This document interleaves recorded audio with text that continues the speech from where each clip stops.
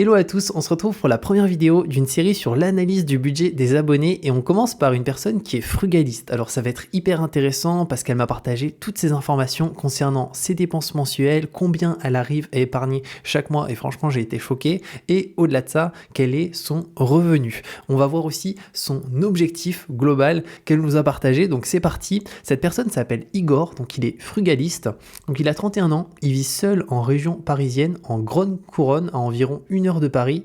Il est propriétaire de son appartement depuis 2019. Il a toujours été frugal si on laisse de côté ses années étudiantes où l'alcool collait à flot de ce qu'il m'a indiqué dans son email. D'ailleurs, juste avant, pour ceux qui souhaitent potentiellement participer à cette série de vidéos en partageant leur budget, vous avez un email en description que vous retrouverez avec différentes informations qu'il faut juste m'indiquer afin de pouvoir potentiellement participer à cette série de vidéos. Je pourrais pas sélectionner tout le monde, mais en tout cas, je vais essayer d'en prendre quelques-uns chaque mois à ce niveau-là.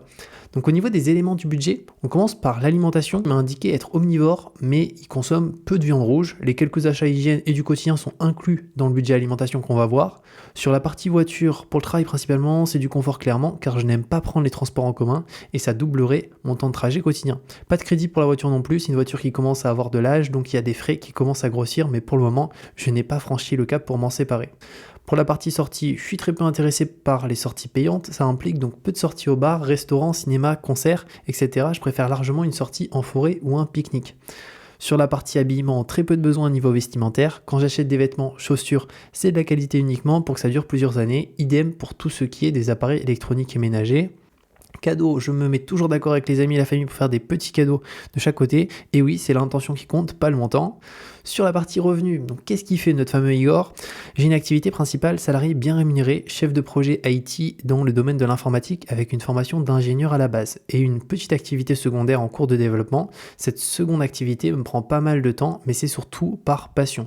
Bien entendu, on va détailler tous les chiffres à ce niveau-là un petit peu après. Sur la partie logement, j'ai pu payer complètement mon appartement, donc naturellement je n'ai plus de crédit, il ne me reste plus que les charges et taxes. Donc pour payer complètement un logement en région parisienne, il faut avoir épargné beaucoup, donc il a une capacité d'épargne qui est assez folle. Le chauffage est inclus dans mon budget logement, j'ai bien conscience que c'est une chance et que tout le monde ne peut pas se le permettre. Sur la partie épargne, donc qu'est-ce qu'il fait de son épargne ? Investissement dans mon PEA, un peu sur un CTO, donc c'est un compte titre, et le reste en produits bancaires de moyen terme, DAT, LDDS, donc c'est des livrets pour financer un futur projet. Bonus, juste ici, je ne fume pas, ne bois plus d'alcool ni de café, et précision importante, qu'il a indiqué, je tiens à préciser que je suis frugal par nature, je ne suis pas attiré du tout par les sorties payantes citées plus haut, pas attiré du tout par les voyages, d'ailleurs je ne suis pas parti en vacances depuis 2015, ni des objets bling bling, dernier iPhone, vêtements de marque, gadgets en tout genre, en gros tout ce que la société de consommation essaie de nous vendre à grands coups de pub et de normes sociales ne m'intéresse pas, donc globalement je ne me prive de rien, je ne fais aucun sacrifice à part peut-être sur l'alimentation où j'évite de consommer trop de pâtisserie, mon péché mignon, mais ici c'est plutôt pour ma santé et pas réellement pour le budget. Au niveau du coup de son objectif à Igor, alors il y a 2 objectifs qu'il souhaite atteindre. Le premier c'est l'achat d'une maison avec du terrain pour concrétiser une envie d'autonomie énergétique et alimentaire. Et le deuxième c'est la liberté financière dans le but dans quelques années de pouvoir quitter mon CDI et vivre exclusivement des revenus passifs. Il faut savoir que c'est vraiment, lorsque les personnes sont frugalistes, c'est vraiment l'objectif.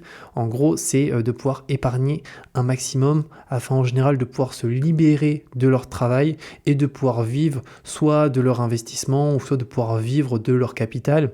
Donc là, lui, clairement, c'est son objectif. Achat d'une maison avec terrain, avec une autonomie énergétique pour vraiment être totalement libre à ce niveau-là, et liberté financière, donc pouvoir quitter son CDI et vivre exclusivement des revenus passifs. Et maintenant, ce qu'on va faire, c'est qu'on va passer aux chiffres de A à Z. Donc quelles sont ses dépenses fixes, quelles sont ses dépenses variables, quels sont ses revenus et combien il épargne. Donc pour ça, je vais juste me mettre sur les données que j'avais indiquées dans un document. Alors on va commencer par le loyer. Le loyer pour Igor, donc du coup pour rappel il a 31 ans, il vit en région parisienne à 1 heure de Paris. Le loyer, il a pas de loyer parce que il a payé son logement cash et donc il a pas de loyer, 0 €, mais par contre il est propriétaire donc il y a quand même des charges qui en découlent.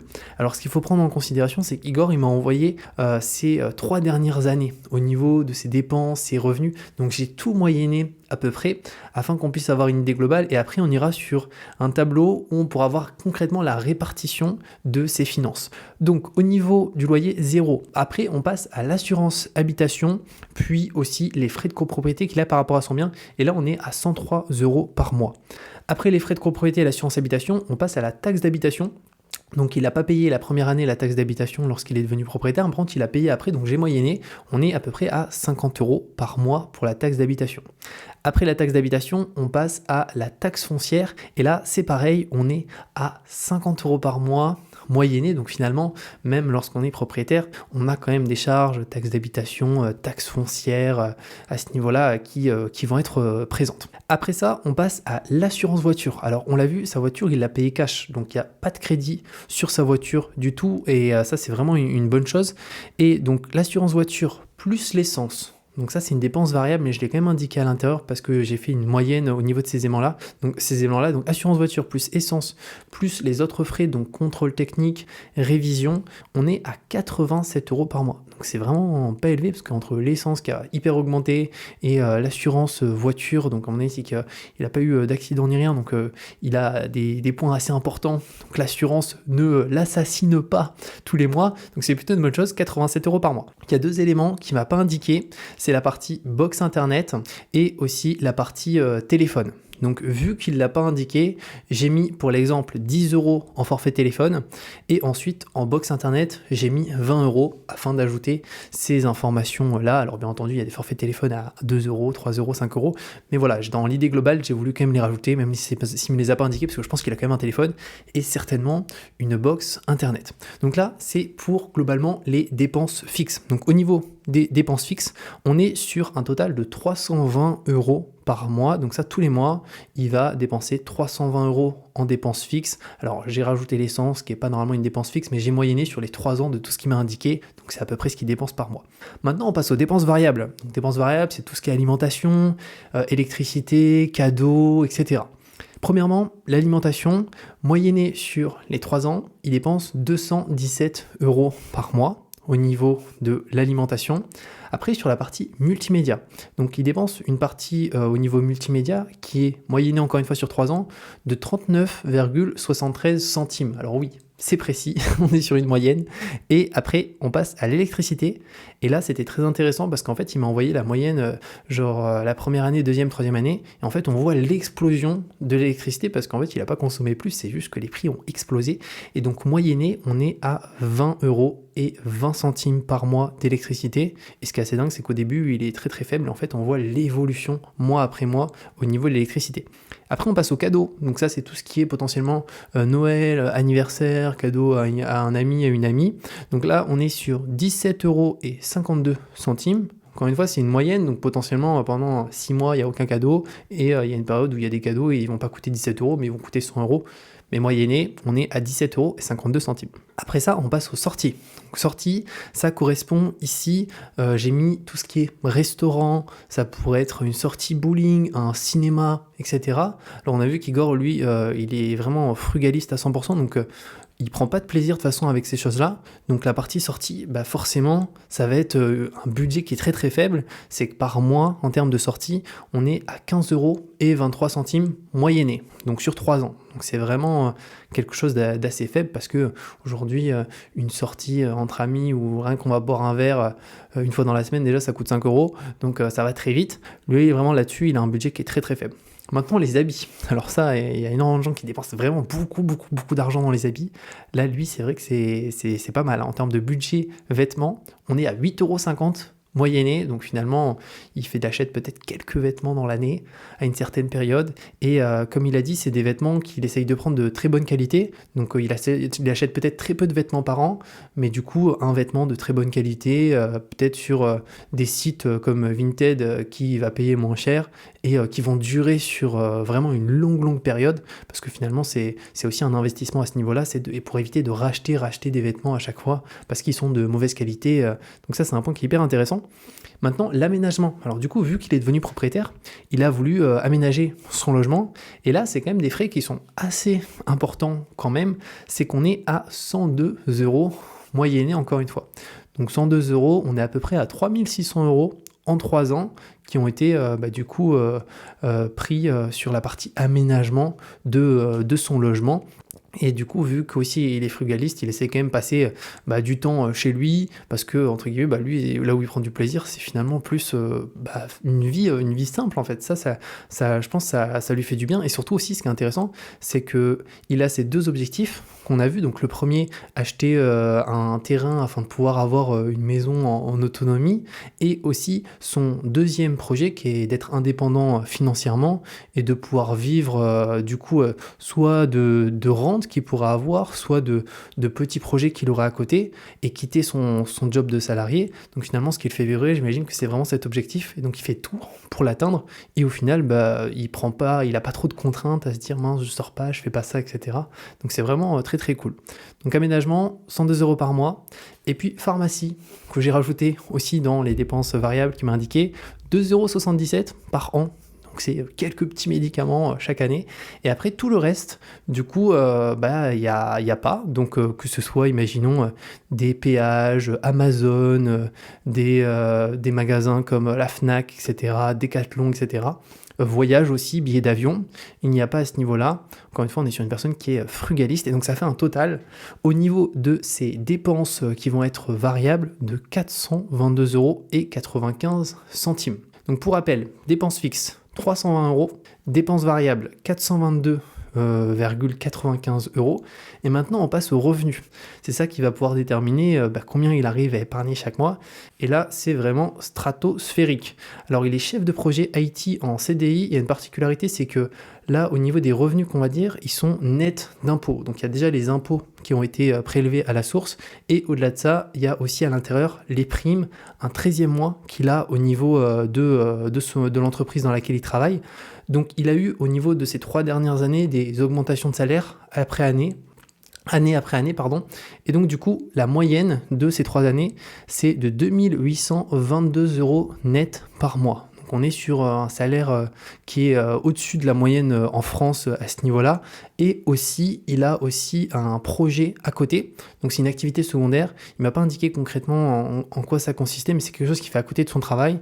Et pour le coup, ça génère 119 € et 26 centimes par mois, moyenné sur 3 ans.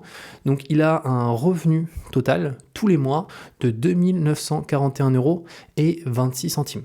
Donc ça, c'est son revenu. Et du coup, la différence entre son revenu puis ses dépenses fixes et dépenses variables, et tout le reste, ça va être de l'épargne. Et donc pour ça, on va aller sur mon tableau de gestion de budget où j'ai intégré ces chiffres et on va voir son taux d'épargne à ce niveau-là. Donc c'est parti. Du coup, là, on est sur le tableau de budget et au niveau de Igor, donc on peut voir 320 € au niveau de ses dépenses fixes, juste ici, ses dépenses variables 422, ses revenus 2941 et son épargne ici, donc PEA, compte titre livré, c'est 2199 € par mois. Donc c'est vraiment une énorme épargne tous les mois et sa répartition, elle est ici. Donc il épargne 3/4 de ses revenus, donc 74,7%. Ses dépenses fixes, c'est à peine plus de 10% de ses revenus. Dépenses variables, c'est 14, donc il a un petit peu plus de dépenses variables que dépenses fixes. Encore une fois, il faut prendre en considération qu'il a acheté son bien cash, donc il n'y a pas de crédit sur le bien, donc ça, effectivement, ça réduit déjà vraiment pas mal à ce niveau-là. Il a des revenus aussi qui sont au-dessus de la moyenne, avec une activité secondaire qui rapporte aussi un tout petit peu. Et d'ailleurs, ici, c'est intéressant, c'est qu'on peut voir du coup, pour l'instant, l'activité secondaire, c'est faible, mais si ça augmente, il va pouvoir encore plus épargner. Au niveau des dettes, il n'a pas de dette, donc il n'a pas de crédit, que ce soit pour la voiture ou pour son bien, et il n'a pas non plus d'autres biens où il a des crédits, donc il se retrouve avec une capacité d'épargne qui est très très importante. Et d'ailleurs, je vais pouvoir faire un calcul pour voir son épargne annuelle, combien il épargne. Donc on va voir ça de suite. Je vais faire 2199 x 12, donc il a une épargne annuelle de 26 338 €. Donc s'il fait ça pendant, on va dire 10 ans, ça correspond à 263 880 € et on peut voir qu'il a une partie aussi de son épargne qui est investie en fait. Donc PEA, c'est le plan épargne action, donc ça permet d'investir sur des actions d'entreprise. Imaginons d'investir sur du Total Energy, sur du Air France, peu importe. Et on a aussi un CTO, donc ça c'est un compte titre ordinaire qui permet aussi d'investir en bourse. Donc il a une stratégie qui visiblement est d'investir une belle partie de ses fonds en bourse pour pouvoir développer son patrimoine et que finalement cet argent de 2199 € par mois travaille avec un certain taux d'intérêt et c'est quand même assez dingue. À 31 ans, il a déjà pu acheter son bien, donc à 100%. Et encore une fois, la particularité, ce qui était intéressant quand il m'a envoyé ces informations, c'est que c'est pas quelqu'un qui se prive en soi, c'est juste qu'il aime bien vivre simplement. Et derrière, il a ce projet aussi qui est de pouvoir du coup devenir beaucoup plus libre en pouvant quitter son job de salarié parce que il a une grosse épargne, il a beaucoup d'argent qui est investi et qui travaille pour lui. Donc c'est vraiment le but en général des frugalistes. Et donc c'est des profils qui, à la différence d'un radin, on va dire pur et dur, où la personne juste elle veut pas dépenser parce qu'elle veut pas. En fait, souvent un radin il va prendre son argent, il va le mettre quelque part et il les touche pas. Un frugaliste, il a une approche différente. C'est vraiment de pouvoir dépenser le moins possible afin de pouvoir avoir une épargne et investir le plus possible pour tout simplement vivre après de ses investissements. Mais cet argent, il y va quelque part. C'est-à-dire qu'il ne reste pas sur un compte. Là, le PEA, le compte titre, c'est de l'argent qui n'est pas sur son compte, qui est investi dans des actions d'entreprise. Donc il ne garde pas forcément son argent, il l'investit afin d'avoir un retour sur investissement. Donc c'est une approche qui est un peu différente. D'ailleurs, n'hésitez pas à me dire ce que vous en pensez du profil ici de Igor au niveau de la gestion de ses finances. C'est toujours très intéressant à ce niveau-là. Et voilà pour cette première analyse, les amis, d'ailleurs par rapport à mon tableau de budget mensuel. Pour ceux qui souhaitent y accéder, il faut savoir qu'il est en vente, ça permet vraiment de soutenir la chaîne, c'est un des éléments que je vends sur la chaîne. Vous avez un lien en description qui vous permet de gérer finalement vos finances de A à Z, vos dépenses fixes, vos dépenses variables, de voir votre taux d'épargne, parce que ici on peut le voir, c'est en fait un des meilleurs éléments aujourd'hui pour améliorer son taux d'épargne, la gestion de ses finances, c'est tout simplement de mesurer tous les mois, voir son évolution, est-ce qu'on s'améliore, etc. Et voilà pour cette première vidéo les amis, sur finalement la gestion des finances d'un abonné qui est frugaliste, qui vit en région parisienne. N'hésitez pas à me dire surtout en commentaire si ce format vous a plu, si vous avez trouvé ça cool, à liker la vidéo aussi, c'est le meilleur moyen que je puisse voir directement. Voilà, je vois le nombre de likes, je me dis bon, visiblement ça a plu, donc je pourrais en faire plus si vous trouvez que c'est cool comme format. Et on se retrouve à très bientôt pour une nouvelle vidéo.